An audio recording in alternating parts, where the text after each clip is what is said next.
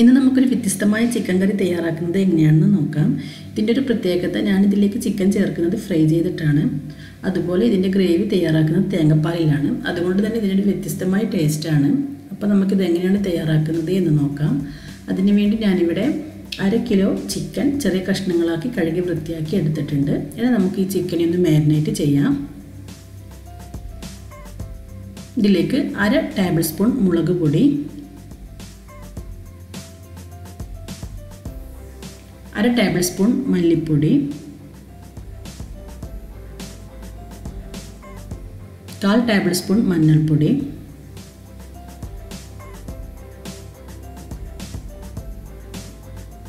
1/2 table spoon chicken masala. Chicken masala ഇല്ലെങ്കിൽ ഗരം മസാല ചേർത്താൽ മതി.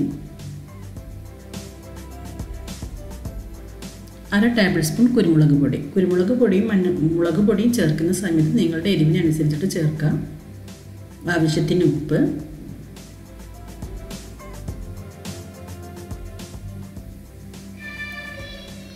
ഒരു ടേബിൾ സ്പൂൺ ഇഞ്ചി വെളുത്തുള്ളി പേസ്റ്റ്. ഇത്രയും ചേർത്ത് നമുക്ക് ഈ ചിക്കനെ ഒരു 10 മിനിറ്റെങ്കിലും, ഒരു മിനിമം ഒരു 10 മിനിറ്റെങ്കിലും ഇതിനെ മാരിനേറ്റ് ചെയ്ത് വെക്കണം.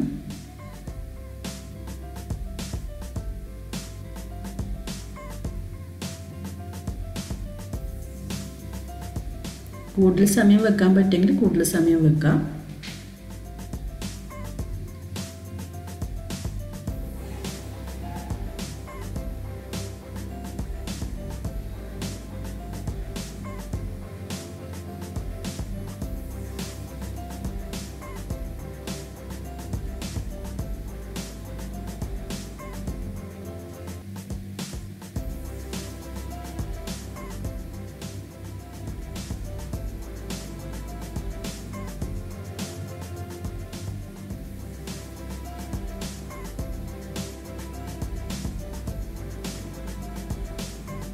ഇനി ഞാനിവിടെ ഒരു സവാള ചെറിയ കഷ്ണങ്ങളാക്കിയത്, അതുപോലെ ഒരു തക്കാളി ചെറിയ കഷ്ണങ്ങളാക്കിയത്, കുറച്ച് കറിവേപ്പില, 4 പച്ചമുളക് ഇവ എടുത്തിട്ടുണ്ട്. ഇത് നമുക്ക് ഈ മാരിനേറ്റ് ചെയ്ത് വെച്ച് ചിക്കനിലേക്ക് ചേർക്കാം.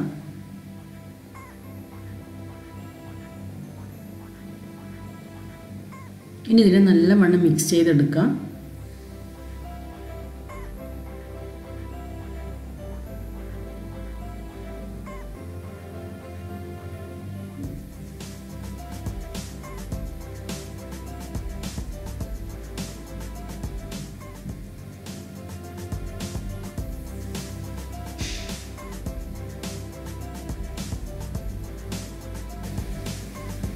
ഇനി നമുക്ക് ഈ ചിക്കനെ ഒരു ലോ ഫ്ലെയിമിലിട്ട് വേവിച്ചെടുക്കണം.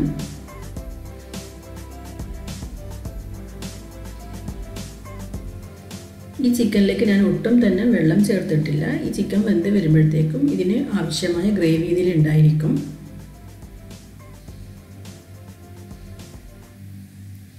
ഇപ്പോൾ നമ്മുടെ ചിക്കൻ ഇവിടെ 1/4 ഭാഗം വെന്ത് വന്നിട്ടുണ്ട്. ആവശ്യത്തിന് ഗ്രേവി ഉണ്ട്.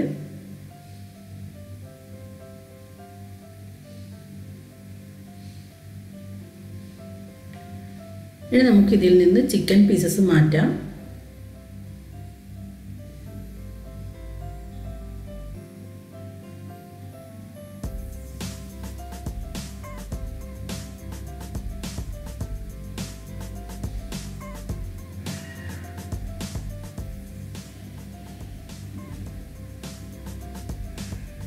അപ്പോൾ ഈ ഗ്രേവി ഒന്ന് തണുത്ത് വരുമ്പോഴത്തേക്കും നമുക്ക് ഈ ചിക്കൻ പീസസ് ഒന്ന് ഫ്രൈ ചെയ്തെടുക്കണം. അതിനു വേണ്ടി ഒരു പാൻ വെച്ച്, പാൻ ചൂടായി വന്നിട്ടുണ്ട്. നമുക്കിതിലേക്ക് ആവശ്യത്തിന് ഓയിൽ ഒഴിക്കാം.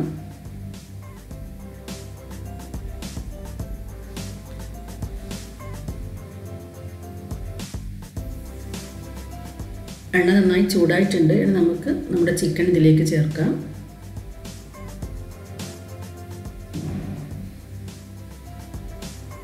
ഈ ചിക്കൻ ഓൾറെഡി കുക്കായതുകൊണ്ട് തന്നെ പെട്ടെന്ന് ഇത് ഫ്രൈ ആയി വരും.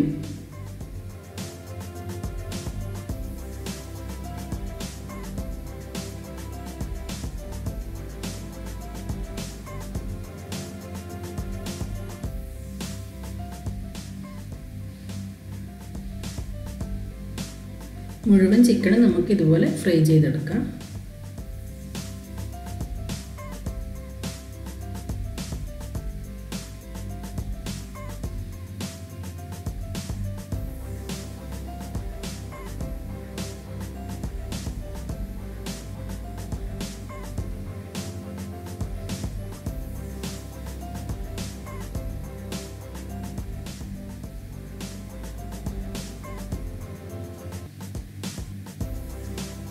ചിക്കൻ ഞാനിവിടെ ഫ്രൈ ആക്കി എടുത്തിട്ടുണ്ട്.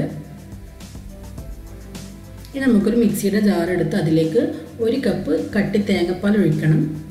തേങ്ങാപ്പാൽ ഞാൻ ആദ്യം എടുത്ത് വെച്ചതാണ്. ഇനി നമുക്ക് ഈ ഒരു ഗ്രേവി ഇതിലേക്ക് ഒഴിച്ചു കൊടുക്കാം.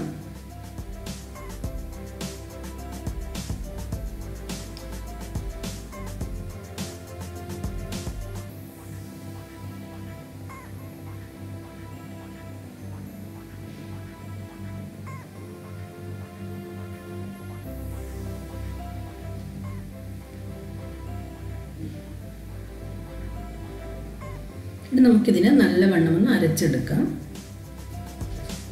അപ്പോൾ ഞാനിതിവിടെ അരച്ചെടുത്തിട്ടുണ്ട്. ഇനി നമുക്ക് കറി വെച്ച ആ ഒരു പാനിലേക്ക് തന്നെ ഈ അരപ്പ് ചേർക്കാം.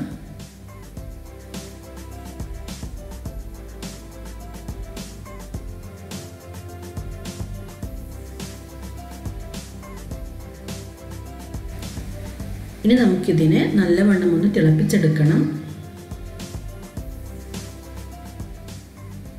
അപ്പോൾ ഇത് നന്നായിട്ട് തിളച്ച് വരുന്നുണ്ട്. ഇനി നമുക്ക് നേരത്തെ ഫ്രൈ ചെയ്ത് വെച്ച ചിക്കൻ ഇതിലേക്ക് ചേർക്കാം.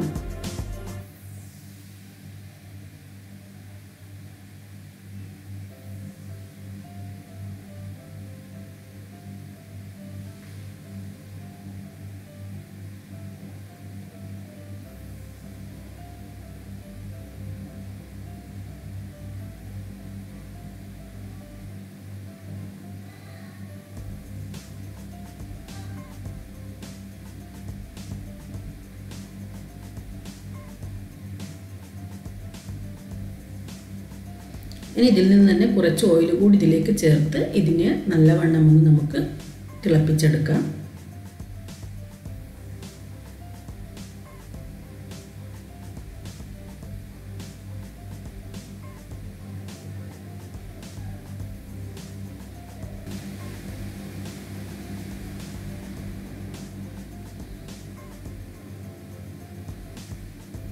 ഇനി നമുക്കിതിലേക്ക് ആവശ്യത്തിന് ഉപ്പ് ചേർക്കാം. നമ്മൾ നേരത്തെ ചിക്കൻ മാരിനേറ്റ് ചെയ്യുമ്പോൾ മാത്രമാണ് ഉപ്പ് ചേർത്തത്. അപ്പോൾ നോക്കിയിട്ട് ആവശ്യത്തിനുള്ള ഉപ്പ് ചേർക്കാം.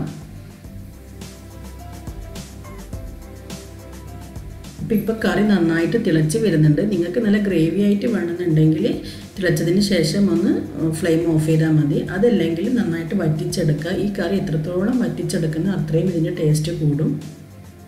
ഇതിപ്പോൾ നല്ല ആവശ്യത്തിനുള്ള ഗ്രേവി ആയിട്ടാണ് ഈ കറി ഉള്ളത്.